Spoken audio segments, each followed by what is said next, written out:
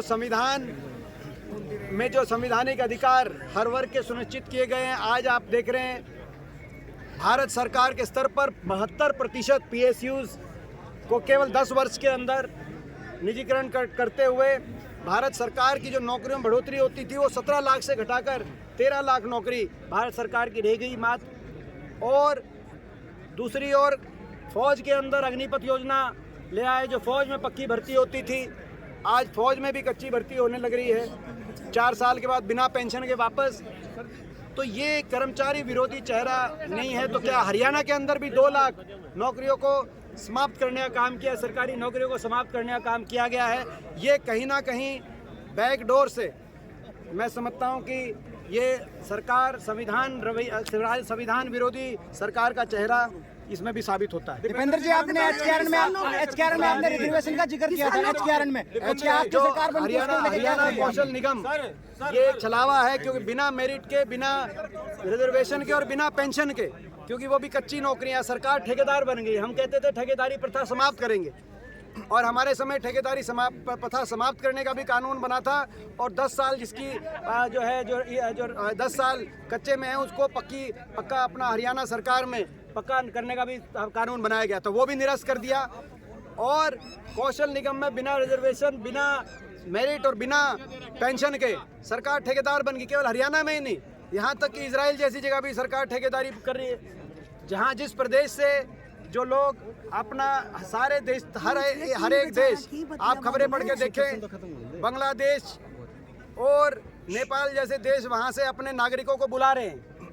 उस ऐसी इजराइल के जो युद्ध में हरियाणा सरकार ठेकेदारी पे कौशल निगम के थ्रू, तो ये कौशल निगम में जो कर्मचारी हैं उनको पक्का किया जाएगा और कौशल निगम को समाप्त करके पक्की भर्ती का रास्ता खोला जाएगा। और 2 लाख जो पद जो हैं, 2 लाख जो पद हैं जो इन्होंने समाप्त किए हैं, उन पदों को भी बहाल करके पक्की भर्ती किया जाएगा। ये कांग्रेस पार्टी का हमारा संकल्प है।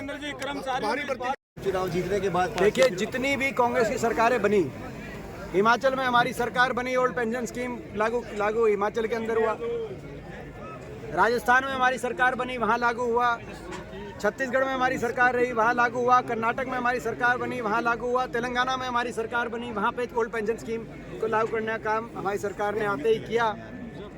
और भाजपा का कर्मचारी विरोधी चेहरा इस रूप से उजागर हुआ कि राजस्थान जैसे प्रदेश में जहाँ कह रहे थे कि कांग्रेस की जन कल्याणकारी नीतियों को नहीं बदला जाएगा, ये कहा गया था।